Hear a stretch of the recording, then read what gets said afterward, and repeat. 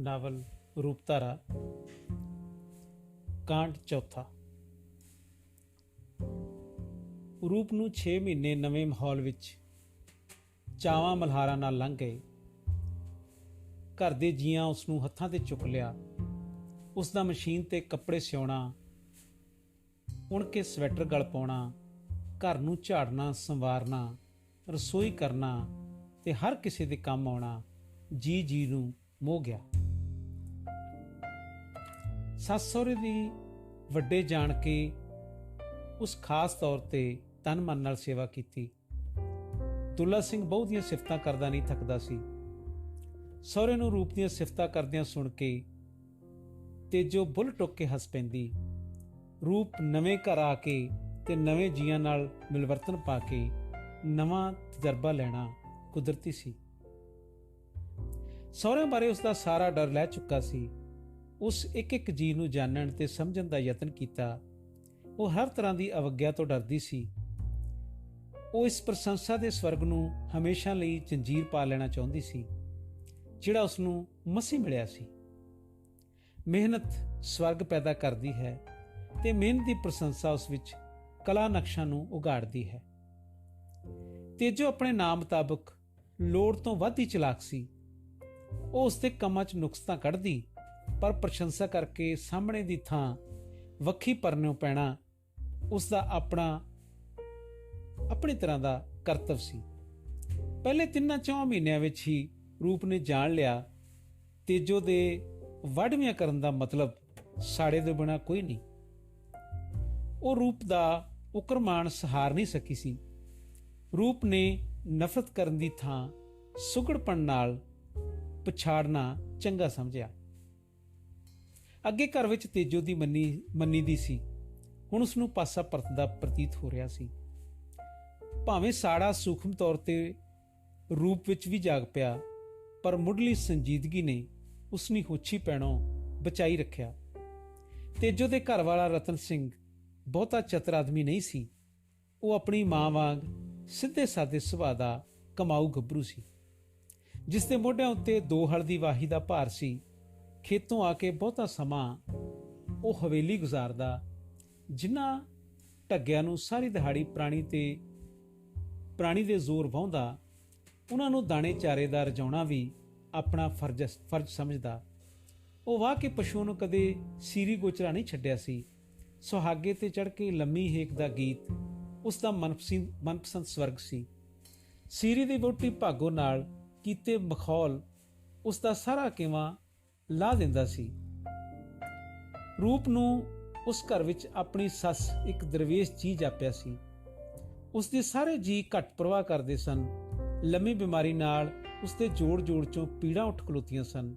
ਹੰਭੀ ਹਾਰੀ ਹੋਣ ਕਾਰਨ ਉਸ ਦੀ ਇਸ ਘਰ ਵਿੱਚ ਖਾਸ ਲੋੜ ਨਹੀਂ ਸੀ ਰਹੀ। ਜ਼ਾਹਰਾ ਭਾਵੇਂ ਕੋਈ ਨਹੀਂ ਕਹਿੰਦਾ ਸੀ, ਪਰ ਦਿਲੋਂ ਉਸ ਦੇ ਭੋਗ ਪਾ ਜਾਣ ਤੇ ਸਭ ਪ੍ਰਸੰਨ ਸਨ। ਪਰ ਰੂਪ ਉਸ ਦੀਆਂ ਚੀਕਾਂ ਨਾ ਸੁਣ ਸਕਦੀ। ਉਸ ਨੂੰ ਵੇਲੇ ਸਿਰ ਹਰ ਚੀਜ਼ ਤਿਆਰ ਕਰਕੇ ਦਿੰਦੀ। ਉਸ ਨੂੰ ਆਪਣੀ ਬੇਜੀ ਦੀ ਆਤਮਾ ਉਸ ਵਿੱਚ ਪ੍ਰਵੇਸ਼ ਦਿਸਦੀ ਸੀ। ਰੂਪ ਦੀ ਸੱਸ ਦੀ ਸੇਵਾ ਕਰਨਾ ਤੇਜੋ ਤੋਂ ਦੁੱਲਾ ਸਿੰਘ ਨੂੰ ਇੱਕ ਅੱਖ ਨਹੀਂ ਪਾਉਂਦਾ ਸੀ। ਇਹਨਾਂ ਦੋਹਾਂ ਜੀਆਂ ਤੇ ਮੱਥਾ ਸਕੋੜਨ ਤੇ ਵੀ ਉਸ ਆਪਣਾ ਧਰਮ ਨਾ ਛੱਡਿਆ। ਇਸ ਟੱਬਰ ਦੇ ਜੀਆਂ ਵਿੱਚ ਇੱਕ ਹੋਰ ਰੂਹ ਵੀ ਸੀ, ਜਿਸ ਨੂੰ ਰੂਪ ਨੇ ਆਪਣੇ ਦਿਲ ਦਾ ਪਿਆਰ ਦਿੱਤਾ। ਉਹ ਸੀ ਕੇਸਰ ਦਾ ਛੋਟਾ ਭਰਾ ਤਾਰਾ। ਜਦ ਤਾਰਾ ਉਸਦੇ ਧੋਤੇ ਕੱਪੜੇ ਪਾ ਕੇ ਸਕੂਲ ਜਾਂਦਾ, ਰੂਪ ਦੀਆਂ ਅੱਖਾਂ ਵਿੱਚ ਵੀਰ ਪਿਆਰ ਭਰ ਆਉਂਦਾ, ਜਿਸ ਵੱਲੋਂ ਉਹ ਸਦਾ ਸਖਣੀ ਤੇ ਖਾਲੀ ਰਹੀ ਸੀ। ਤਾਰਾ ਨੂੰ ਭਾਬੀ ਆਪਣੀਆਂ ਭੈਣਾਂ ਨਾਲੋਂ ਵੀ ਪਿਆਰੀ ਲੱਗਦੀ ਸੀ। ਉਹ ਉਸਦੇ ਗਲ ਨਾਲ ਲਮਕ ਜਾਂਦਾ ਤੇ ਰੂਪ ਹੱਸਦੀ ਉਸ ਦੀਆਂ ਭਰੀਆਂ ਗੱਲਾਂ ਨੂੰ ਪੋਲੀਆਂ ਥਪਕੀਆਂ ਨਾਲ ਸੂਹੀਆਂ ਕਰ ਦਿੰਦੀ। ਰੂਪ ਆਪਣੀ ਮਿਹਨਤ ਤੇ ਸੁਗੜਤਾ ਨਾਲ ਘਰ ਵਿੱਚ ਡੂੰਘੀਆਂ ਜੜ੍ਹਾਂ ਫੜ ਰਹੀ ਸੀ। ਘਰ ਵਿੱਚ ਰੂਪ ਉਹਨੂੰ ਮਾਣ ਮਰਾਤਵੇ ਵਾਲੀ ਵੇਖ ਕੇ ਕੇਸਰ ਖਿੜਿਆ ਨਹੀਂ ਸਮਾਉਂਦਾ ਸੀ। ਉਹ ਆਪ ਖੁਸ਼ ਸੀ, ਘਰ ਵਾਲੇ ਖੁਸ਼ ਸਨ, ਹੋਰ ਚਾਹੀਦਾ ਵੀ ਕੀ ਸੀ। ਉਹ ਸਮਝਦਾ ਸੀ ਬਸ BA ਕਰਨ ਦੀ ਕਸਰ ਬਾਕੀ ਹੈ, ਫਿਰ ਚੱਜ ਦੀ ਨੌਕਰੀ ਲੱਭ ਕੇ ਆਪਣੀ ਚੰਨੀ ਨੂੰ ਐਸ਼ ਕਰਵਾਉਣੀ ਹੈ। ਸ਼ਹਿਰ ਕਿਸੇ ਕੋਠੀ 'ਚ ਰਹਾਂਗੇ, ਇਹ ਝਟਕਾ ਘਰ ਜਿੱਥੇ ਇਸ ਨੂੰ ਲੋਹੜੇ ਦਾ ਕੰਮ ਕਰਨਾ ਪੈਂਦਾ ਹੈ ਮੇਰੀ ਚੰਨੀ ਦੇ ਲਾਇਕ ਨਹੀਂ। ਘਰ ਤਾਂ ਭਾਵੇਂ ਮਾੜਾ ਨਹੀਂ, ਪਰ ਮੈਂ ਚੰਨੀ ਨੂੰ ਖੁੱਲ੍ਹ ਕੇ ਪਿਆਰ ਨਹੀਂ ਕਰ ਸਕਦਾ। ਉਸ ਨੂੰ ਬਾਹਰ ਸੈਰ ਲਈ ਨਾਲ ਨਹੀਂ ਲੈ ਜਾ ਸਕਦਾ। ਉਸ ਦੀ ਸਾੜੂ ਸੱਭਿਅਤਾ, ਪਿੰਡ ਦੀ ਸਾੜੂ ਸੱਭਿਅਤਾ ਸਾਡੇ ਪਿਆਰ ਨੂੰ ਪੁੰਗਰਨ ਨਹੀਂ ਦਿੰਦੀ।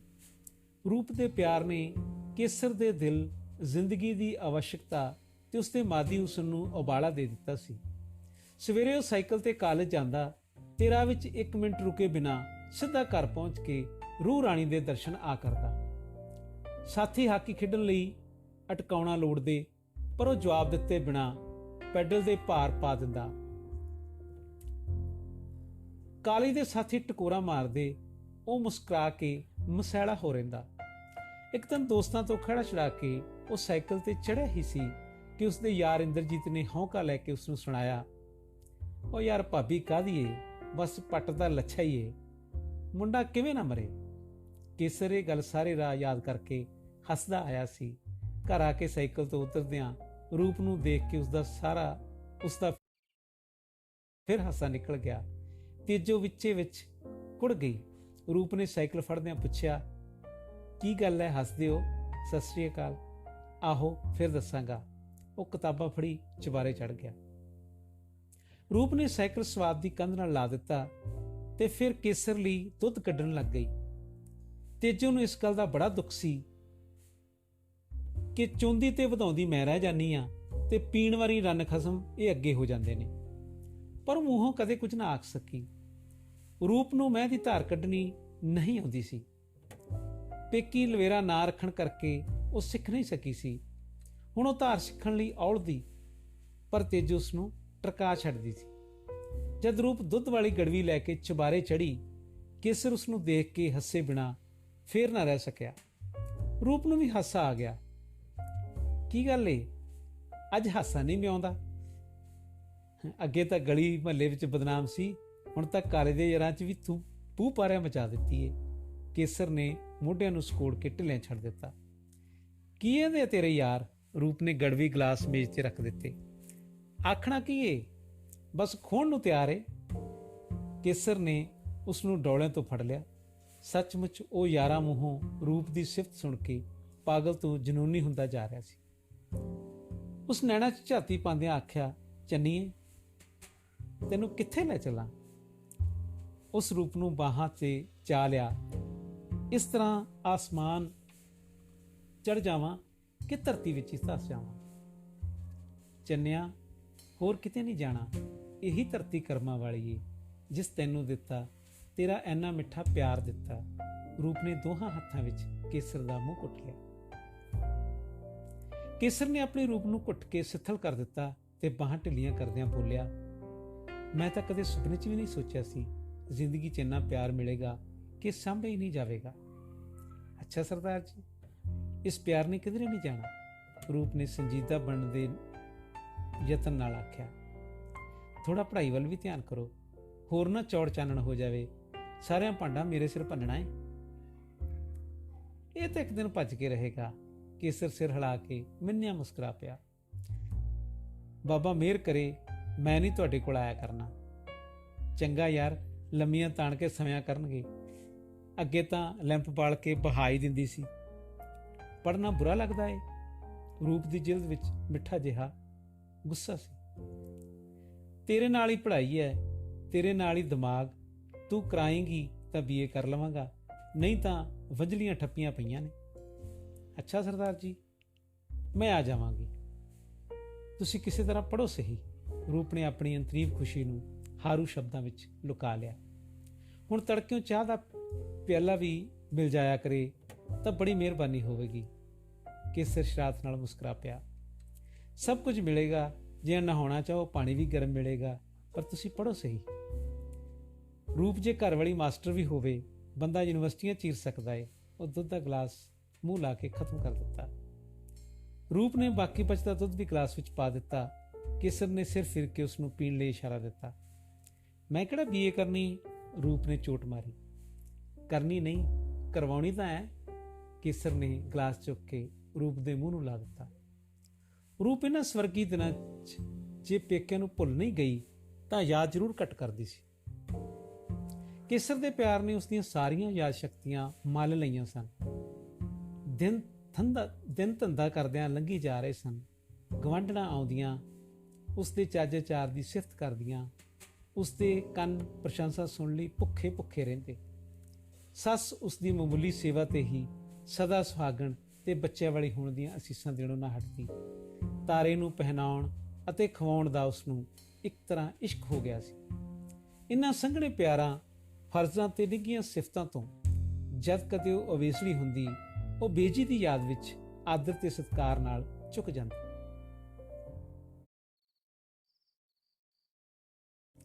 ਰੂਪ ਦੇ ਸ਼ਾਂਤ ਵਕਤ ਦੇ ਸਾਗਰ ਵਿੱਚ ਅਚਾਨਕ ਗੜਬੜ ਉੱਠ ਖਲੋਤੀ। ਜਿਵੇਂ ਮਾਖਿਓਂ ਮਾਝੇ ਦੁੱਧ ਵਿੱਚ ਜਿਹੜਾ ਖੀਰ ਬਣਾ ਰਿਹਾ ਸੀ ਖੋਇਆ ਹੋ ਰਿਹਾ ਸੀ। ਅਚਾਨਕ ਖੱਟੇ ਦੀਆਂ ਛਿੱਟਾਂ ਆ ਪੈਣ। ਵਿਰੋਧ ਬਾਹਰੋਂ ਨਹੀਂ ਆਉਂਦਾ, ਸਗੋਂ ਪਹਿਲਾਂ ਹੀ ਧਰਤੀ ਵਿੱਚ ਹੁੰਦਾ ਹੈ। ਉਹ ਕਿਸੇ ਨਵੇਂ ਰੂਪ ਨੂੰ ਜਨਮ ਦੇਣ ਲਈ ਸਸਤਾ ਜ਼ਰੂਰ ਹੋ ਜਾਂਦਾ ਹੈ, ਪਰ ਖਤਮ ਕਦੇ ਨਹੀਂ ਹੋਇਆ। ਵਧਣਾ ਘਟਣਾ ਕੁਦਰਤ ਦਾ ਅਟਲ ਨਿਯਮ ਹੈ। ਸਹੁਰੇ ਘਰ ਆ ਕੇ ਇਹ ਇੱਕ ਤਰ੍ਹਾਂ ਤੀਜੀ ਰਾਤ ਸੀ ਜਿਹੜੀ ਉਸ ਕੇਸਰ ਤੋਂ ਬਿਨਾਂ ਕੱਟੀ ਸੀ। ਕੇਸਰ ਡਿਵੀਜ਼ਨ ਦੀਆਂ ਖੇਡਾਂ ਤੇ ਜਲੰਧਰ ਗਿਆ ਹੋਇਆ ਸੀ। ਅਗਲੀਆਂ ਰਾਤਾਂ ਵਾਂਗ ਅੱਜ ਵੀ ਉਸ ਆਪਣੇ ਕੋਲ ਤਾਰੇ ਨੂੰ ਪਾਇਆ ਹੋਇਆ ਸੀ। ਰਾਤ ਕਾਫੀ ਬੀਤ ਚੁੱਕੀ ਸੀ। ਚੰਨ ਆਪਣੀ 5ਵੀਂ-6ਵੀਂ ਗੋਡੀ 'ਚੋਂ ਉੱਚਾ ਉੱਠਣ ਲਈ ਹੱਥ ਪੈਰ ਮਾਰ ਰਿਹਾ ਸੀ। ਪਾਲੇ ਦਾ ਜ਼ੋਰ ਮੱਠਾ ਪੈ ਚੁੱਕਾ ਸੀ ਤੇ ਫੱਗਣ ਦਿਨੋਂ ਦਿਨ ਨਿੱਘਾ ਹੁੰਦਾ ਆ ਰਿਹਾ ਸੀ। ਰੂਪ ਨੇ ਆਪਣੇ ਸਿਰਹਾਣੇ ਕੋਲ ਦੱਖਣ ਵੱਲ ਦੀ ਬਾਰੀ ਖੋਲੀ ਹੋਈ ਸੀ। ਉਹ ਹਿੱਕ ਤੱਕ ਰਜਾਈ ਖਿੱਚੀ ਬਾਹਰ ਵੱਲ ਵੇਖ ਰਹੀ ਸੀ। ਕੇਸਰ 2 ਰਾਤਾਂ ਲਈ ਕਹਿ ਕੇ ਗਿਆ ਸੀ। 2 ਰਾਤਾਂ ਤਾਂ ਜਿਵੇਂ ਕਿਵੇਂ ਬੀਤ ਗਈਆਂ, ਪਰ ਤੀਜੀ ਰਾਤ ਸੂਲਾਂ ਦੀ ਸੇਜ ਹੋ ਗਈ ਸੀ। ਪਾਸੇ ਪਰਤਦਿਆਂ ਉਸਦੇ ਹੱਡ ਵੀ ਦੁਖਣ ਲੱਗ ਗਏ ਸਨ।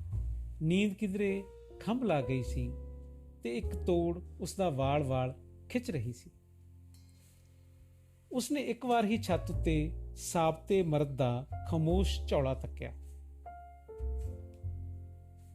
ਉਹ ਪੈਰਾਂ ਦੇ ਨਹੁੰ ਨਾਲ ਰਜਾਈ 'ਚ ਕੰਬ ਗਈ। ਉਸ ਚੋਰ ਪੁਕਾਰਨਾ ਚਾਹਿਆ, ਪਰ ਸੰਗ ਅਸਲੋਂ ਘੁੱਟ ਕੇ ਰਹਿ ਗਿਆ। ਦੂਜੇ ਚਬਾਰੇ 'ਚ ਤੇਜੂ ਕੌਰ ਗੁੱਡੂ ਸਮੇਤ ਪਿਆ ਕਰਦੀ ਸੀ।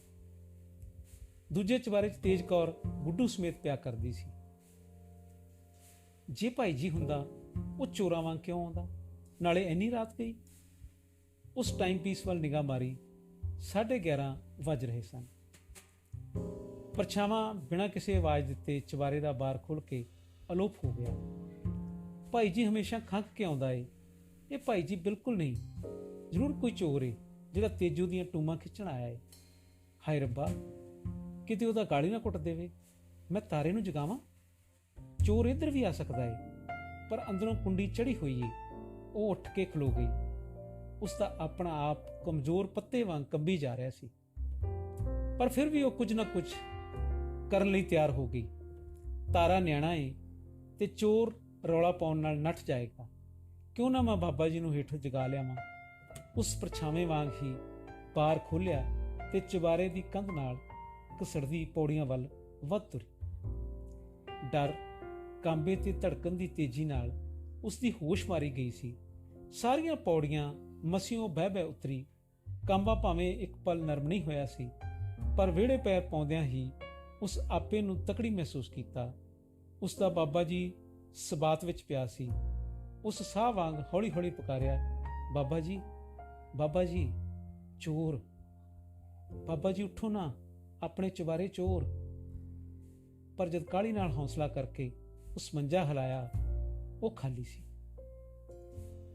ਉਹ ਸੁੰਨ ਹੀ ਰਹਿ ਗਈ, ਜਿਵੇਂ ਖੜੀ ਦੇ 100 ਘੜਾ ਪਾਣੀ ਪੈ ਗਿਆ ਹੋਵੇ। ਉਸਦੀਆਂ 7 ਸੁਧਾਂ ਮਾਰੀਆਂ ਗਈਆਂ। ਇਉਂ ਜਾਪਦਾ ਸੀ ਜਿਵੇਂ ਉਸਨੂੰ ਦੰਦਲ ਪੈ ਗਈ ਹੈ। ਉਸਦਾ ਸਰੀਰ ਝੂਠਾ ਪੈ ਚੁੱਕਾ ਸੀ ਤੇ ਅੱਖਾਂ 'ਚ ਆਨੇ ਬਾਹਰ ਆਉਣ ਵਾਲੇ ਹੋ ਗਏ ਸਨ। ਤਾਂ ਬਾਬਾ ਜੀ? ਉਹ ਅੱਗੇ ਕੁਝ ਵੀ ਨਾ ਸੋਚ ਸਕੀ। ਉਸ ਐਵੇਂ ਖੜੀ ਨੇ ਅਸਮਾਨ ਵੱਲ ਤੱਕਿਆ, ਜਿਵੇਂ ਚੰਦ ਸਿਤਾਰੇ ਹੁਣੇ ਟੁਕੜੇ ਹੋ ਕੇ ਚੁਬਾਰੇ ਤੇ ਟੈ ਪੈਣਗੇ। ਉਸ ਜੇਰਾ ਕਰਕੇ ਰਜਾਈ ਖਿੱਚ ਕੇ ਵੇਖੀ। ਉਸਦੀ ਸ਼ੱਕ ਯਕੀਨ ਵਿੱਚ ਬਦਲ ਗਈ। ਫਿਰ ਉਹ ਪਲ ਦੀ ਪਲ ਤੇਜੋ ਦਾ ਸਹੁਰੇ ਨੂੰ ਆਪਣਾ ਰੋਟੀ ਪਰੋਸਣਾ, ਚਾਹ ਫੜਾਉਣਾ, ਰਾਤ ਨੂੰ ਪੈਰ ਧੋਣਾ ਸੋਚ ਗਈ ਤੇ ਇਸ ਦਾ ਅਸਲ ਕਾਰਨ ਵੀ ਸਮਝ ਗਈ। ਬਜ਼ੁਰਗਾਂ ਦੀ ਸੇਵਾ ਕਰਨਾ ਤਾਂ ਸਾਡਾ ਧਰਮ ਹੈ, ਪਰ ਆਹ ਅਨਰਥ। ਉਸ ਆਪਣਾ ਮੂੰਹ ਨੋਚ ਲਿਆ। ਉਈ ਮਰ ਗਈ। ਉਸ ਦੀ ਸੱਸ ਨੇ ਪਾਸਾ ਪਰਤਦਿਆਂ ਰੂਪ ਦਾ ਤਰਾ ਕੱਢ ਦਿੱਤਾ। ਮੈਂ ਮਾਂ ਜੀ ਨੂੰ ਦੱਸ ਦੇਵਾਂ। ਉਹ 2 ਕਦਮ ਪੁੱਟ ਕੇ ਫਿਰ ਰੁਕ ਗਈ। ਇਹ ਗੱਲ ਵੀ ਮਾੜੀ ਹੋਏਗੀ। ਮੈਂ ਪਹਿਲਾਂ ਸਰਦਾਰ ਜੀ ਨੂੰ ਦੱਸਾਂ, ਕਿਤੇ ਉਹ ਨਾ ਗੁੱਸੇ ਹੋ ਜਾਣ। ਉਸ ਦੀ ਕੰਬਣੀ ਅਜੀਬ ਤਰ੍ਹਾਂ ਦੀ ਸੁੰਨੀ ਵਿੱਚ ਬਦਲ ਗਈ। ਹੁਣ ਮੈਂ ਇੱਥੇ ਕਿਉਂ ਖਲੋਤੀ ਹਾਂ? ਉਹ ਬਿਜਲੀ ਦੇ ਝਟਕੇ ਵਾਂਗ ਹਿੱਲੀ ਅਤੇ ਮਲਕੜੇ ਪੌੜੀਆਂ ਚੜ੍ਹਨਾ ਸ਼ੁਰੂ ਕਰ ਦਿੱਤਾ। ਚੰਨ ਕਾਫੀ ਉੱਚਾ ਉੱਠ ਆਇਆ ਸੀ ਤੇ ਉਸ ਦੀ ਬੇਹਯਾ ਚਾਨਣੀ ਫਿੱਕੀ ਪੀਲੀ ਪਈ ਹੋਈ ਸੀ। ਛੱਤ ਤੇ ਆ ਕੇ ਰੂਪ ਨੂੰ ਫਿਰ ਕੰਬਣੀ ਛਿੜ ਪਈ। ਚੋਰ ਵਿਰੁੱਧ ਜਿਹੜਾ ਜੀਰਾ 2 ਮਿੰਟ ਪਹਿਲਾਂ ਜੁਰਤ ਬਣ ਕੇ ਉੱਭਰਿਆ ਸੀ, ਬੁਰੀ ਤਰ੍ਹਾਂ ਦੇ ਤਰਾਹ ਵਿੱਚ ਬਦਲ ਗਿਆ। ਕਿਤੇ ਬਘਿਆੜ ਮੈਨੂੰ। ਉਹ ਸਹਿਜ ਨਾਲ ਤਖਤੇ ਢੋਂਦਿਆਂ ਕੁੰਡੀ ਚਾੜ ਦਿੱਤੀ ਤੇ ਆਪ ਤਖਤਿਆਂ ਨਾਲ ਪਿੱਠ ਜੋੜ ਕੇ ਖਲੋ ਗਈ। ਉਸ ਦੀਆਂ ਲੱਤਾਂ ਉਸ ਦਾ ਭਾਰ ਚੁੱਕਣ ਤੋਂ ਇਨਕਾਰੀ ਸਨ। ਫਿਰ ਉਸ ਨੂੰਹਾਂ ਤੇ ਧੀਆਂ ਦੇ ਰਿਸ਼ਤੇ ਵਿੱਚ ਫਰਕ ਮਹਿਸੂਸ ਕਰਨਾ ਸ਼ੁਰੂ ਕਰ ਦਿੱਤਾ। ਤਖਤੇ ਛੱਡ ਕੇ ਉਸ ਤਾਰੇ ਦਾ ਪੈਰ ਹਿਲਾਉਣਿਆ ਅਜਾਣਾ ਪਾਸਾ ਪਰਤ ਕੇ ਫਿਰ ਸੌਂ ਗਿਆ। ਰੂਪ ਨੇ ਅੱਗੇ ਵੱਧ ਕੇ ਖੁੱਲੀ ਬਾਰੀ ਵੀ ਬੰਦ ਕਰ ਦਿੱਤੀ। ਬਾਰੀ ਦੀ ਕੁੰਡੀ ਮਾਰਦਿਆਂ ਉਸ ਦੇ ਕੰਬਦੇ ਹੱਥਾਂ ਤੋਂ ਮਾਮੂਲੀ ਖੜਾਕ ਹੋ ਗਿਆ। ਉਸ ਨੂੰ ਇਉਂ ਪ੍ਰਤੀਤ ਹੋਇਆ ਜਿਵੇਂ ਉਸ ਦੀ ਛਾਤੀ ਤੇ ਵਧਾਣ ਆ ਪਿਆ ਹੋਵੇ। ਉਹ ਕਿਸੇ ਤਰ੍ਹਾਂ ਦਾ ਵੀ ਉਪੱਦਰ ਵੇਖਣ ਤੋਂ ਪਹਿਲਾਂ ਆਪਣੀਆਂ ਪਾਕ ਅੱਖਾਂ ਸਿਉਂ ਲੈਣਾ ਚਾਹੁੰਦੀ ਸੀ। ਦੁਨੀਆ ਇੰਨੀ ਵੀ ਨੀਚ ਹੋ ਸਕਦੀ ਹੈ। ਉਸ ਦੇ ਵਹਿਮ ਵਿੱਚ ਵੀ ਨਹੀਂ ਆਇਆ ਸੀ। ਇਹਦੀ ਜੀਭ ਬੀਬਾ ਬੀਬਾ ਕਰਦੀ ਖੰਡ ਦੀ ਛੁਰੀ। ਉਹ ਇੱਕ ਵਾਰ ਹੀ ਮੰਜੇ ਤੇ ਡਿੱਗ ਪਈ ਤੇ ਦੋਹਾਂ ਹੱਥਾਂ ਨੂੰ ਮੂੰਹ 'ਚ ਘੁੱਟਦਿਆਂ ਸਿਰ ਨੂੰ 3 ਵਾਰ ਨਹੀਂ ਨਹੀਂ ਦੀਆਂ ਭੁੱਟਣੀਆਂ ਦਿੱਤੀਆਂ। ਉਸ ਨੂੰ ਆਪਣਾ ਅੜਬ, ਲਾਲਚੀ ਤੇ ਸ਼ਰਾਬੀ ਪਿਤਾ ਲੱਖ ਦਰਜੇ ਚੰਗਾ ਤੇ ਸੌ ਪ੍ਰਤੀਤ ਹੋ ਰਿਹਾ ਸੀ। ਕਮਰੇ ਵਿੱਚ ਟਾਈਮ ਪੀਸ ਦੀ ਟਿਕ ਟਿਕ ਉਸ ਦੇ ਦਿਲ ਵਾਂਗ ਧੜਕੀ ਜਾ ਰਹੀ ਸੀ। ਮੈਂ ਕੀ ਕਰਾਂ? ਕਿੱਧਰ ਨੂੰ ਜਾਵਾਂ? ਲੈਂਪ ਨਾ ਬਾਲ ਲਵਾਂ? ਪਰ ਉਦੋਂ ਹੀ ਕੰਨਾਂ ਨੂੰ ਹੱਥ ਲਾ ਗਈ। ਪਲ ਵਿੱਚ ਹੀ ਉਸ ਨੂੰ ਆਪਣਾ ਸਵਰਗ ਮੈਲਾ ਤੇ ਨਰਕ ਬਰਾਬਰ ਦਿਸਣ ਲੱਗ ਪਿਆ। ਉਹ ਪਹਿਲੀ ਵਾਰ ਮਨ 'ਚ ਕਿਹਾ, ਮੈਂ ਇੱਥੇ ਕਾਹਨੂੰ ਆਉਣਾ ਸੀ? ਇਸ ਨਰਕ ਵਿੱਚ ਇੱਕ ਤਾਂ ਦੇਵਤਾ ਹੈ। ਕੇਸਰ ਦਾ ਖਿਆਲ ਕਰਦਿਆਂ ਹੀ ਉਹ ਥੋੜੀ ਤਕੜੀ ਹੋ ਗਈ। ਉਹ ਸਜਾਈ ਗੱਲ ਤੱਕ ਖਿੱਚ ਲਈ। ਉਹ ਥੋੜਾ ਸਮਾਂ ਹੀ ਬਾਹਰ ਰਹਿਣ ਨਾਲ ਠਰ ਗਈ ਸੀ। ਇੱਕ ਵਾਰ ਉਸਦੇ ਜੀ 'ਚ ਆਈ ਬਾਰੀ ਖੋਲ ਲਵਾਂ, ਪਰ ਉਸ ਫਿਰ ਇਰਾਦਾ ਬਦਲ ਲਿਆ। ਤੇਜੋ ਤਾਂ ਇੰਨੀ ਮਾੜੀ ਨਹੀਂ ਸੀ। ਅਜਿਹੀ ਭੈੜੀ ਘਟਨਾ ਦੇ ਬਰਾਬਰ ਨੀਂਦ ਕਿਵੇਂ ਆ ਸਕਦੀ ਸੀ? ਉਸ ਪਾਸਾ ਪਰਤ ਕੇ ਆਪਣਾ ਸਿਰ ਸਰਾਣੇ ਤੋਂ ਪੁੰਜੇ ਸੁੱਟ ਲਿਆ। ਖਿਆਲਾਂ ਦੀਆਂ ਬੇਸ਼ੁਮਾਰ ਆਰੀਆਂ ਉਸ ਦੇ ਦਿਮਾਗ ਵਿੱਚ ਖਿੱਚੀਆਂ ਜਾ ਰਹੀਆਂ ਸਨ। ਉਸ ਨੂੰ ਇੱਕ ਹੋਰ ਖਿਆਲ ਨੇ ਝੰਜੋੜਿਆ। ਜਾਣ ਵਾਲਾ ਬੰਦਾ ਹੋ ਸਕਦਾ ਏ ਬਾਬਾ ਜੀ ਨਾ ਹੋਵੇ, ਕੋਈ ਹੋਰ ਹੋਵੇ, ਖਬਰੇ ਚੋਰ ਹੀ ਹੋਵੇ। ਉਸ ਦਾ ਇਰਾਦਾ ਬਣ ਗਿਆ, ਦੇਖਾਂ ਤਾਂ ਸਹੀ। ਜੇ ਸਰਦਾਰ ਜੀ ਨੂੰ ਦੱਸਣਾ ਹੀ ਪੈ ਗਿਆ ਤਾਂ ਦੱਸਾਂਗੀ ਵੀ ਕੀ। ਉਸ ਰਜਾਈ ਵਗਾਹ ਮਾਰੀ ਤੇ ਦੂਜੀ ਬਾਰੀ ਵਿੱਚ ਦੀ ਅਜਿਹੀ ਚੀਤ ਪੈਦਾ ਕਰ ਲਈ ਜਿਸ ਰਾਹੀਂ ਚੁਬਾਰੇ 'ਚ ਆਉਂਦਾ ਆਦਮੀ ਪੌੜੀਆਂ ਤੱਕ ਉਤਰਤਾ ਦੇਖਿਆ ਜਾ ਸਕਦਾ ਸੀ। ਉਸ 2 ਕਦਮਾਂ ਪਿਛਾਂਹ ਪੁੱਟ ਕੇ ਬਾਰ ਦੀ ਕੁੰਡੀ ਨੂੰ ਟੋਹ ਕੇ ਦੁਬਾਰਾ ਤਸੱਲੀ ਕੀਤੀ। ਕੁੰਡੀ ਠੀਕ ਆਪਣੇ ਟਿਕਾਣੇ ਸਿਰ ਸੀ। ਉਸ ਜਸੂਸਾਂ ਵਾਂਗ ਸਾਵਧਾਨੀ ਵਰਤਣੀ ਸ਼ੁਰੂ ਕਰ ਦਿੱਤੀ। ਉਹ ਚੀਤ ਰਾਹ ਇੱਕ ਟੱਕ ਵੇਖੀ ਜਾ ਰਹੀ ਸੀ। ਉਸ ਕੰਨਾਂ ਨੂੰ ਇਸ ਤਰ੍ਹਾਂ ਪਤਲਿਆਂ ਪਾਇਆ ਹੋਇਆ ਸੀ ਜਿਵੇਂ ਬਿੱਲੇ ਨੂੰ ਪਹੁੰਚੋਂ ਫੜਨਾ ਹੋਵੇ। ਉਹ ਕਾਫੀ ਸਮਾਂ ਖਲੋਤੀ ਰਹੀ। ਦੂਜੇ ਚੁਬਾਰੇ 'ਚੋਂ ਕਿਸੇ ਤਰ੍ਹਾਂ ਦੀ ਆਵਾਜ਼ ਜਾਂ ਖੜਾਕ ਨਾ ਹੋਇਆ। ਉਸ ਥਕੇਵਾਂ ਅਨੁਭਵ ਕਰਦਿਆਂ ਸੋਚਿਆ, ਮੈਨੂੰ ਵਹਿਮ ਤਾਂ ਨਹੀਂ ਹੋ ਗਿਆ? ਮੈਂ ਜਾਗਦੀ ਵੀ ਹਾਂ? ਨਹੀਂ, ਮੈਂ ਆਦਮੀ ਨੂੰ ਜਾਂਦਿਆਂ ਵੇਖਿਆ ਤੇ ਬਾਬਾ ਜੀ ਦਾ ਖਾਲੀ ਮੰਜਾ। ਪਰ ਸੱਚ ਦਾ ਨਤਾਰਾ ਤਾਂ ਹਾਲੇ ਹੋਣ ਵਾਲਾ ਹੈ। ਜੇਕਰ ਚੋਰ ਹੋਇਆ, ਮੈਂ ਉੱਚੀ ਉੱਚੀ ਰੌਲਾ ਪਾ ਦੇਵਾਂਗੀ। ਉਸ ਲੱਤਾਂ ਦੀ ਕੰਬਣੀ ਦੂਰ ਕਰਨ ਲਈ ਚੁਬਾਰੇ 'ਚ 2-4 ਕਦਮਾਂ ਪੁੱਟੀਆਂ ਤੇ ਆਪਣੇ ਟਿਕਾਣੇ ਡਟ ਗਈ। ਬੰਦੇ ਦੇ ਅੰਦਰ ਜਾਣ ਬਾਰੇ ਉਸ ਨੂੰ ਪੂਰਨ ਨਿਸ਼ਚਾ ਸੀ, ਪਰ ਹੈ ਕੌਣ? ਇਹ ਉਹ ਹਾਲੇ ਕੁਝ ਨਹੀਂ ਸੀ ਕਹਿ ਸਕਦੀ। ਜੇ ਠੀਕ ਬਾਬਾ ਜੀ ਹੀ ਹੋਏ ਤਾਂ ਜਿਉਣ ਦਾ ਧਰਮ ਕੋਈ ਨਹੀਂ, ਧਰਤੀ ਨੂੰ ਨਿੱਘਰ ਹੀ ਜਾਣਾ ਚਾਹੀਦਾ ਹੈ। ਚਾਨਣੀ ਭਾਵੇਂ ਬਹੁਤ ਨਹੀਂ ਸੀ, ਪਰ 2 ਕਦਮਾਂ ਤੋਂ ਲੰਘਦਾ ਬੰਦਾ ਜ਼ਰੂਰ ਪਛਾਣਿਆ ਜਾ ਸਕਦਾ ਸੀ। ਉਦੋਂ ਹੀ ਦੂਜੇ ਚੁਬਾਰੇ ਦੀ ਕੁੰਡੀ ਥੋੜੀ ਖੜਕ ਪਈ। ਰੂਪ ਨੇ ਨੀਝ ਲਾ ਕੇ ਵੇਖਣ ਸਮੇਂ ਉਸ ਦਾ ਮੱਥਾ ਸਫੰਜ ਨਾਲ ਉੱਠਿਆ ਗਿਆ ਜਿਸ ਨੂੰ ਠਾਰੀ ਧੌਣ ਤੇ ਮੁੜਕ ਆ ਗਿਆ ਸੀ। ਸਹਿਜ ਨਾਲ ਬੂਹਾ ਖੁੱਲਿਆ ਤੇ ਬੰਦਾ ਬਾਹਰ ਆ ਗਿਆ। ਰੂਪ ਦੀਆਂ ਨਜ਼ਰਾਂ ਨੇ ਦੋਹਾਂ ਬਰਾਂਡਿਆਂ ਦਾ ਹਨੇਰਾ ਤੇ ਵਿਚਕਾਰਲੀ ਚਾਨਣੀ ਚੀਰਦਿਆਂ ਬੰਦਾ ਖਲੋਤਾ ਦੇਖ ਲਿਆ। ਉਸ ਦੀਆਂ ਵਗਦੀਆਂ ਨਾੜਾਂ ਦਾ ਲਹੂ ਥਾਂ ਦੀ ਥਾਂ ਜੰਮ ਗਿਆ। ਉਹ ਕੰਬਦੇ ਆਪੇ ਨਾਲ ਸ਼ਿਕਾਰੀ ਬਿੱਲੀ ਵਾਂਗ ਸ਼ਹਿ ਲਈ ਖਲੋਤਾ ਸੀ। ਬੰਦਾ ਪੋਲਿਆਂ ਪੋਲਿਆਂ ਤੁਰਦਾ ਚਾਨਣੀ ਵਿੱਚ ਆ ਗਿਆ। ਇਹ ਬੰਦਾ ਰੂਪ ਦਾ ਸਹੁਰਾ, ਪਿੰਡ ਦਾ ਮੰਨਿਆ ਦੰਨਿਆ ਚੌਧਰੀ, ਪੰਚਾਇਤ ਦਾ ਮੈਂਬਰ ਤੇ 2 ਧੀਆਂ ਦਾ ਬਾਪ ਸਰਦਾਰ ਦੁੱਲਾ ਸਿੰਘ ਹੀ ਸੀ। ਰੂਪ ਨੂੰ ਘੁਮੇਰਨੀ ਆ ਗਈ, ਜਿਵੇਂ ਪਰਲੋ ਹੋ ਗਈ ਹੈ। ਉਸ ਕੰਧ ਨਾਲ ਪਾਸਾ ਲਾਂਦਿਆਂ ਉਹ ਤਾਂ ਲੋਹੇ ਦੀ ਟੰਗਣੀ ਨੂੰ ਹੱਥ ਪਾ ਲਿਆ। ਉਸ ਝੀਥਰਾ ਵੇਖਿਆ, ਉੱਥੇ ਕੋਈ ਨਹੀਂ ਸੀ। ਬਾਹਰ ਨਿਰਲੱਜ ਚਾਨਣੀ ਨਾਲ ਪਰਛਾਵੇਂ ਦਾ ਹਨੇਰਾ ਹੱਥੋਂ ਪਾਈ ਹੋਇਆ ਪਿਆ ਸੀ। ਕੇਸਰ ਦੀ ਕਿਆਰੀ ਦੋਜ਼ਖੀ ਭਾਅ ਨਾਲ ਲੂਹੀ ਲਾਖੀ ਗਈ। ਗੁੰਮਸੁੰਮ ਖਲੋਤੀ ਰੂਪ ਨੂੰ ਜਾਪਿਆ ਜਿਵੇਂ ਕਿ ਉਸ ਨੂੰ ਥਾਪੜ ਮਾਰ ਗਿਆ ਹੈ, ਧੀਆਂ ਦੀ ਜ਼ਾਤ ਨੂੰ ਕੁਚਲ ਕੇ ਅੱਗੇ ਵੱਧ ਗਿਆ ਹੈ।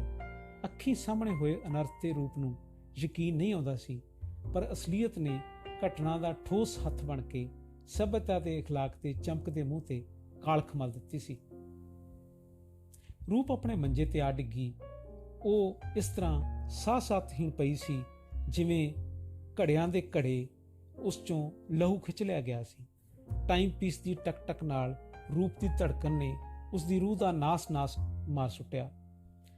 ਉਸ ਦੇ ਸਵਰਗ ਦੀ ਇੱਟ ਹੋਈ ਪਈ ਸੀ ਤੇ ਵਿਕਰਾਲ ਦੰਦਾਂ ਵਾਲਾ ਨਰਕ ਚੰਗਰਾ ਮਾਰ ਰਿਹਾ ਸੀ। ਮੈਂ ਉਹਨਾਂ ਨੂੰ ਕਿਵੇਂ ਦੱਸਾਂਗੀ?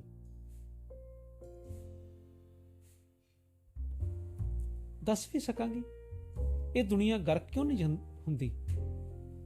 ਉਸ ਦੀਆਂ ਅੱਖਾਂ ਨੇ ਵਹਿਣਾ ਸ਼ੁਰੂ ਕਰ ਦਿੱਤਾ।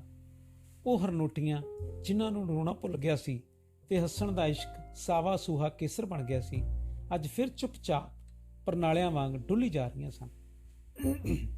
ਉਸ ਨੂੰ ਲਗਾਤਾਰ 2-3 ਨਿੱਛਾਂ ਆਈਆਂ।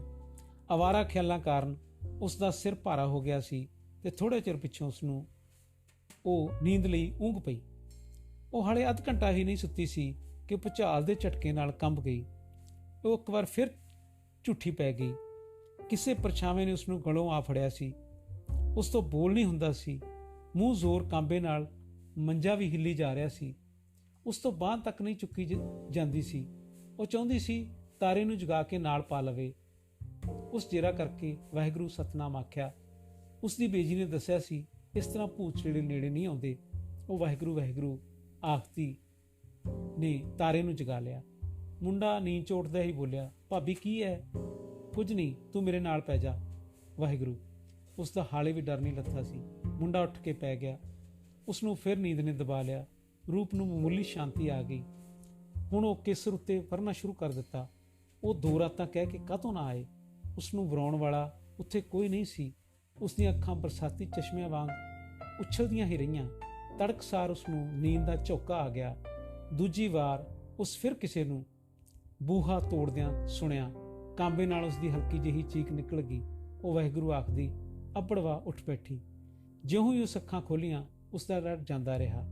ਬਾਹਰ ਚਾਨਣ ਹੋ ਚੁੱਕਾ ਸੀ ਤੇ ਤੇਜੋ ਨਿੱਤ ਵਾਂਗ ਤਖਤ ਤੇ ਟਕੋਰ ਕੇ ਥੱਲੇ ਉਤਰ ਗਈ ਸੀ। ਦਿਨ ਚੜ੍ਹਾਉਣ ਤੇ ਉਸ ਰੱਬ ਦਾ ਸ਼ੁਕਰ ਕੀਤਾ। ਉਸਨੇ ਸਿਰ ਵਿੱਚ ਦਰਦ ਹੋ ਰਹੀ ਸੀ। ਜਦੋਂ ਥੱਲੇ ਉਤਰੀ ਤੇਜੋ ਨੇ ਚਾਟੀ 'ਚ ਮਧਾਣੀ ਪਾ ਲਈ ਸੀ। ਉਸ ਪੰਪ ਤੇ ਚੂਲੀ ਕਰਕੇ ਚੁੱਲ੍ਹਾ ਤਖਾ ਲਿਆ। ਪਾਣੀ ਗਰਮ ਕਰਕੇ ਸੱਸ ਕੋਲ ਲੈ ਗਈ। ਸਤਿ ਸ੍ਰੀ ਅਕਾਲ ਮਾਂ ਜੀ। ਗੁਰਪ੍ਰਕਾਰ ਧੀਏ। ਹਾਏ। ਜੈਕੌਰ ਨੇ ਉੱਠਦਿਆਂ ਪੀੜ ਅਨੁਭਵ ਕੀਤੀ। ਧੀਏ ਤੂੰ ਜਾਣੀ ਰਾਤੀ ਚੁਬਾਰੇ 'ਚ ਤੁਰੀ ਫਿਰਦੀ ਰਹੀ ਹੈ। ਕੀ ਗੱਲ ਸੀ? ਰੂਪ ਨੂੰ ਖਿਆਲ ਹੀ ਨਹੀਂ ਸੀ ਕਿ ਚੁਬਾਰੇ ਹੇਠਾਂ ਮਾਂ ਜੀ ਦਾ ਮੰਜਾ ਹੈ। ਉਸ ਚੋਰਾਂ ਵਾਂਗ ਸਵਾਦ 'ਚ ਮੂੰਹ ਧੋਂਦੇ ਸਹੁਰੇ ਵੱਲ ਵੇਖਿਆ ਤੇ ਦੁੱਲਾ ਸਿੰਘ ਨੇ ਵੀ ਉਸ ਨੂੰ ਉਦੋਂ ਹੀ ਤਾੜ ਲਿਆ। ਨਹੀਂ ਮਾਂ ਜੀ। ਰੂਪ ਨੂੰ ਕਾਹਲੀ 'ਚ ਕੋਈ ਤਸੱਲੀ ਵਾਲਾ ਜਵਾਬ ਨਾ ਔੜਿਆ। ਜਦ ਉਸ ਮੁੜ ਸਹੁਰੇ ਵੱਲ ਦੇਖਿਆ, ਉਸ ਦੀਆਂ ਲਾਲ ਸੂਈਆਂ ਅੱਖਾਂ 'ਚ ਲੰਮੀਆਂ ਤਿੱਖੀਆਂ ਸੂਲਾਂ ਉੱਗ ਆਈਆਂ ਸਨ। ਤੇਜੋ ਨੇ ਮਧਾਣੀ ਦੀ ਘੁਮਕਾਰ ਵਿੱਚ ਕੁਝ ਨਹੀਂ ਸੁਣਿਆ ਸੀ। ਰੂਪ ਜਦ ਸਹੁਰੇ ਕੋਲ ਦੀ ਲੰਘਣ ਲੱਗੀ, ਉਹ ਆਪਣੀ ਤਰ੍ਹਾਂ ਦਾ ਵਿਸ਼ੇਸ਼ ਘੰਗੂਰਾ ਮਾਰਿਆ। ਰੂਪ ਨੂੰ ਤਰਾਹ ਨਾਲ ਕੰਬਣੀ ਆ ਗਈ। ਉਹ ਉਸ ਪੈਰ ਥਿੜਕਣੋਂ ਬਚਾ ਲਏ। ਜਦ ਉਸ ਘੁੰਡ 'ਚੋਂ ਸਹਿਮਦਿਆਂ ਦੇਖਣ ਦਾ ਯਤਨ ਕੀਤਾ, ਦੁੱਲਾ ਸਿੰਘ ਬਘਿਆੜ ਬਣਿਆ ਬੈਠਾ ਸੀ, ਜਿਹੜਾ ਉਸ ਦੀਆਂ ਹੱਡੀਆਂ ਤੱਕ ਨਿਗਲ ਜਾਣ ਵਾਲਾ ਸੀ। ਉਹ ਚੁੱਲ੍ਹੇ ਅੱਗੇ ਬੈਠੀ ਵੀ ਕੰਬੀ ਜਾ ਰਹੀ ਸੀ। ਹੁਣ ਕੀ ਹੋਵੇਗਾ ਸੋਚ ਕੇ ਉਸਨੇ ਉਸ ਨੂੰ ਫਿਰ ਬੁਰਕੀ ਬੁਰਕੀ ਤੋੜਨਾ ਸ਼ੁਰੂ ਕਰ ਦਿੱਤਾ। ਇਸ ਸੋਚ ਨੇ ਉਸ ਨੂੰ ਫਿਰ ਬੁਰਕੀ ਬੁਰਕੀ ਤੋੜਨਾ ਸ਼ੁਰੂ ਕਰ ਦਿੱਤਾ। ਉਸ ਦੇ ਦਿਲ ਨੂੰ ਡੋਬ ਪੈ ਰਹੇ ਸਨ, ਜਿਵੇਂ ਕੋਈ ਸਰਾਲ ਕੁੱਟ-ਕੁੱਟ ਕਰਕੇ ਉਸ ਦਾ ਲਹੂ ਪੀ ਰਹੀ ਸੀ। 9 ਵਜੇ ਸਹੁਰਾ ਰਸੋਈ ਅੱਗੇ ਆ ਕੜਕਿਆ, ਕੁੜੀਏ ਤੂੰ ਹਾਲੇ ਤੱਕ ਰੋਟੀ ਨਹੀਂ ਲਾਹੀ, ਕੀ ਕਰਦੀ ਰਹੀ ਹੈ? ਮੈਂ ਸ਼ਹਿਰ ਨੂੰ ਜਾਣਾ ਸੀ। ਰੂਪ ਦਾ ਸੁਣਦਿਆਂ ਹੀ ਅੰਦਰ ਕੰਬ ਗਿਆ। ਉਸ ਸਹੁਰੇ ਘਰ ਇਸ ਤਰ੍ਹਾਂ ਦੀ ਕੁਰਖ ਤੇ ਗੁੱਸੇ ਵਾਲੀ ਆਵਾਜ਼ ਕਦੇ ਨਹੀਂ ਸੁਣੀ ਸੀ। ਘਰ ਦੇ ਜੀ ਆਪਣੀ ਥਾਂ ਹੈਰਾਨ ਸਨ। ਮੈਂ ਹੁਣੇ ਬਾਬਾ ਜੀ ਲਾ ਦਿੰਨੀ ਆ, ਰੂਪ ਨੇ ਥੜਕਦੇ ਸ਼ਬਦਾਂ ਨਾਲ ਕਿਹਾ। ਉਸ ਨੂੰ ਸ਼ਹਿਰ ਜਾਣ ਬਾਰੇ ਪਹਿਲਾਂ ਬਿਲਕੁਲ ਨਹੀਂ ਦੱਸਿਆ ਗਿਆ ਸੀ। ਰੂਪ ਨੇ ਮੂੰਹੋਂ ਆਖਣ ਦਾ ਅੱਜ ਤੱਕ ਮੌਕਾ ਨਹੀਂ ਸੀ ਦਿੱਤਾ। ਹੁਣ ਕਦੋਂ ਲਾਹੇਂਗੀ? ਮੈਂ ਤਰੀਕ ਭੁਗਤਣੀ ਜਾ ਕੇ। ਉਹ ਔਖਾ ਭਾਰਾ ਹੋਇਆ ਬਿਨਾਂ ਰੋਟੀ ਖਾਧੇ ਹੀ ਸ਼ਹਿਰ ਨੂੰ ਤੁਰ ਪਿਆ। ਰੂਪ ਦਾ ਆਪਣਾ ਆਪ ਬੜਾ ਪਛਤਾ ਰਿਹਾ ਸੀ। ਗੁਨਾਹ ਉਸ ਦਾ ਕੋਈ ਨਹੀਂ ਸੀ, ਪਰ ਅਣਹੋਏ ਭਾਰ ਤੇ ਜ਼ੋਰੀ ਤੇ ਰੋਬ ਨਾਲ ਉਹ ਸੱਸ ਕੋਲ ਫੁੱਟ ਕੇ ਰੋ ਪਈ। ਕੁੜੇ ਤੂੰ ਕਿਉਂ ਰੋਨੀ ਏ? ਨਹੀਂ ਖਾਧੀ ਤਾਂ ਸ਼ਹਿਰ ਖਾ ਲਵੇਗਾ, ਕੀ ਆਖਰਾ ਚੱਲੀਏ? ਜੈਕੌਰ ਨੇ ਲੋੜ ਤੋਂ ਵੱਧ ਤੀਜੀ ਦਿੱਤੀ। ਜਾ ਕੇ ਰੋਟੀ ਲਾ, ਬਾਹਰ ਘੱਲਣੀ ਹੋਵੇਗੀ। ਉਸੇ ਤਰ੍ਹਾਂ ਡੁਸਕਦੀ ਉਹ ਰਸੋਈ ਵਿੱਚ ਆ ਗਈ।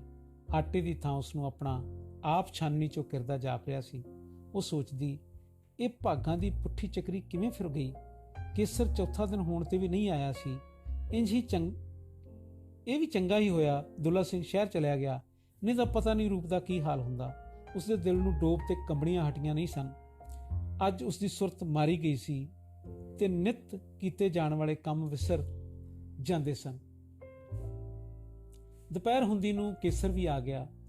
ਰੂਪ ਦੀ ਵੇਖ ਕੇ ਜਾਨ 'ਚ ਜਾਨ ਆ ਗਈ। ਉਸਦਾ ਜੀ ਕਰਦਾ ਸੀ ਵਿਹੜੇ ਵਿੱਚ ਧਾ ਮਾਰ ਕੇ ਉਸਦੇ ਗਲ ਨੂੰ ਚੰਬੜ ਜਾਵੇ। ਭਾਵੇਂ ਉਹ ਸਾਰੀ ਦਿਹਾੜੀ ਕਿੰਨਾ ਰੋਈ ਤੇ ਉਦਾਸ ਰਹੀ ਸੀ, ਪਰ ਫਿਰ ਵੀ ਉਸ ਕੇਸਰ ਨੂੰ ਖਿੜੇ ਮੱਥੇ ਮਿਲਣ ਦਾ ਯਤਨ ਕੀਤਾ। ਉਹ ਮੁਸਕਾਂਦਾ ਤੇ ਸਤਿ ਸ੍ਰੀ ਅਕਾਲ ਮੰਨਦਾ ਚੁਬਾਰੇ ਜਾ ਚੜਿਆ।